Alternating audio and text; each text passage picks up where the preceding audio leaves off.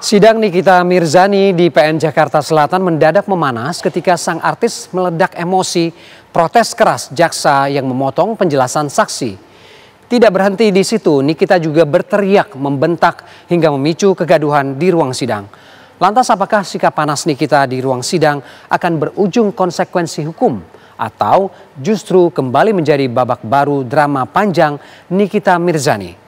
Selengkapnya dalam Garis Batas, drama Nikita dari tangis hingga murka.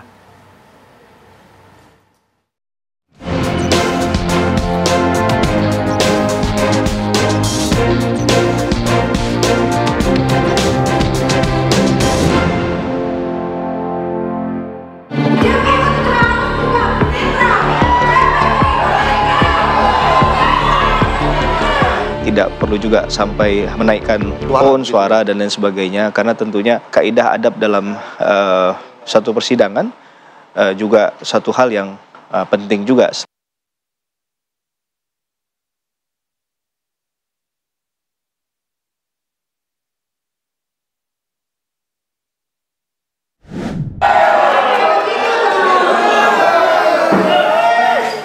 Drama kembali mewarnai sidang kasus dugaan pemerasan dan tindak pidana pencucian uang yang menjerat artis kontroversial Nikita Mirzani. Suasana memanas ketika Nikita tiba-tiba meledak emosi, memprotes keras jaksa yang memotong penjelasan saksi Samira yang biasa dikenal sebagai doktif atau dokter detektif. Tidak hanya itu, di kursi terdakwa, Nikita yang emosi kemudian membentak dan bahkan memukul meja.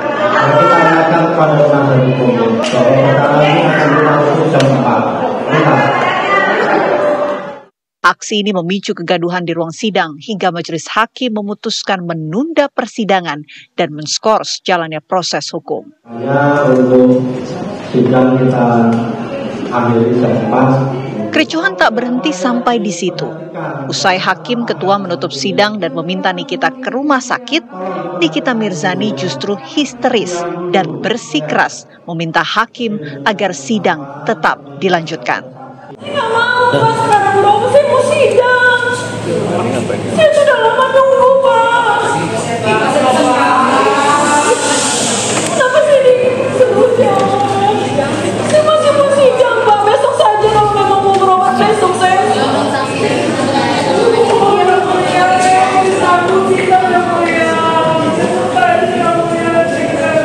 Jadi begitu ya, nanti tolong penuntut umum disampaikan ke saksinya ya.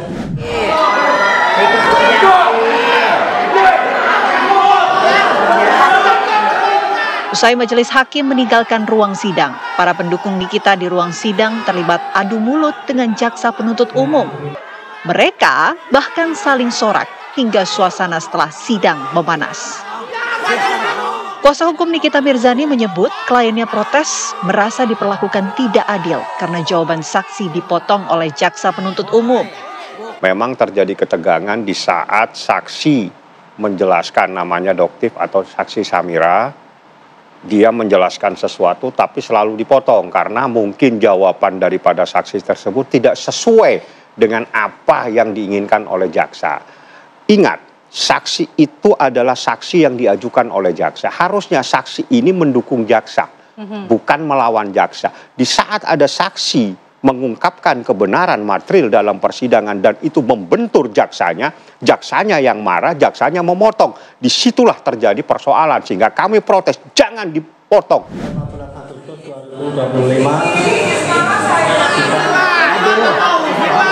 Selama proses persidangan, semua pihak wajib menghormati jalannya sidang. Dan jika ada jaksa yang dinilai bekerja tidak profesional, maka dapat langsung melaporkannya ke Komisi Kejaksaan. Yang berada di ruang pengadilan, siapapun itu termasuk pengunjung atau penonton, itu sudah harus menghormati persidangan itu dengan baik, apakah itu hakimnya, jaksanya, advokatnya, dan juga begitu berpakaiannya.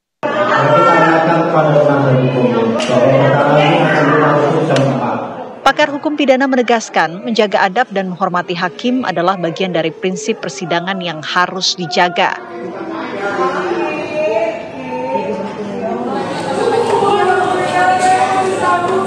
tidak hanya menyandarkan pada keterangan saksi semata, dan sehingga perkara ini tidak menjadi kabur. Bahwa argumentasi itu penting, tapi tentunya tadi tidak perlu juga sampai mungkin menaikkan tone suara dan lain sebagainya, karena tentunya menurut saya kaidah adab dalam satu persidangan juga satu hal yang penting juga selain tadi membuktikan kebenaran material tadi begitu. Kalaupun itu dipotong dan lain sebagainya kan hakim yang memutuskan. Jadi kalau kita dalam satu suasana persidangan menggunakan cara kita sendiri, apa bedanya dengan peradilan jalanan? Mengapa harus diselesaikan dalam konteks hukum? Di sini kita harus punya kebesaran hati juga, begitu ya. Banyak mungkin yang datang ke pengadilan tidak sesuai, bahkan dalam putusan tidak mengamini apa yang diputuskan oleh hakim. Mungkin demikian. Tapi apakah caranya harus kita sampaikan demikian? Karena ini salah satu yang publik juga tonton kan. Berarti kan ini harus jadi kaidah yang jadi tuntunan.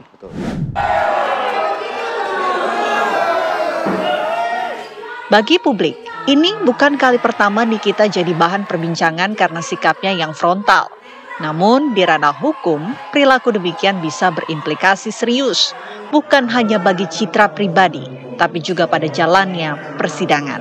Lantas, apakah insiden amarah Nikita Mirzani akan dianggap sebagai pelanggaran serius atau justru akan dipandang sebagai dinamika persidangan semata?